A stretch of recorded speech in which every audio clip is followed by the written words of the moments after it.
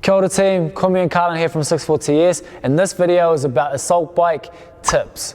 So, to set up ourselves on the assault bike, we're going to stand next to it and get our hip height in line with the seat, okay? That's going to be our first gauge of where it's at. We're going to jump on top of the bike, and we can still from here see if we do or don't like what we see. So basically from the seated position, what we want to see is the leg fully extended and just shy of full lockout, okay? If you're at full lockout, it's too much, lower your seat. And inadvertently, if you are too bent, extend your seat a little bit higher and make it a little bit longer. If you've been on a road bike before, it's the same sort of setup from there. With our shoulders, we are going to have them slightly forward in front of the hips. And then what we're going to determine, if you don't know, your seat can go back and forth, so it has 3 different positions. And what we're looking for there is the same setup with our leg position. So our elbow should be slightly at lockout. If we feel like we're too far extended here, we'll bring our seat forward. If we are too narrow in that finish position, then we're going to bring our seat back to make us further away from the handles. Okay, so that's the setup position for the assault bike. What we're going to look for in terms of how to push and pull on the assault bike, we're going to drive straight down through the pedal, through the forefoot of our foot. But also with our hand position, we want our elbows staying directly in behind our wrist to give us that applied transfer of force, okay? Basically, if you were a runner or a swimmer, you would understand the streamline position. Funnily enough, we have a New Zealand champion swimmer here.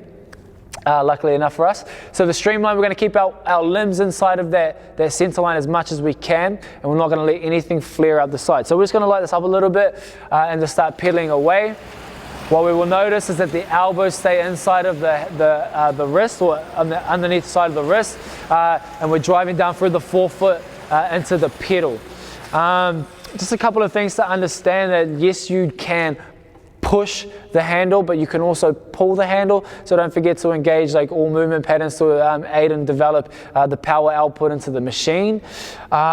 We want to jump start the bike for about 3 or 5 seconds, so nothing starts happening until the fan is ticked over or at working rate, okay?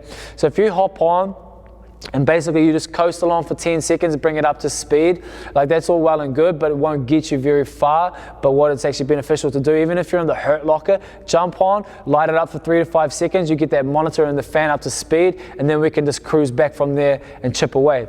The bike is very, very unforgiving. It likes heavy people, it likes a big amount of mass in behind it, so know your pacing. That's very, very important. Anywhere from a minute and under, I mean, you can go lights out, you can go and break form on that, that's okay, just to try and get the job done. But that minute to 5 minute marker is probably typically we would see this bike utilized in CrossFit specifically. Understand your pacings, whether it's RPM or wattage. I would say that if you're in that 1 to 5 minute bracket, a male comfortable or a good pace to hold will be somewhere between 62 RPM and maybe 66.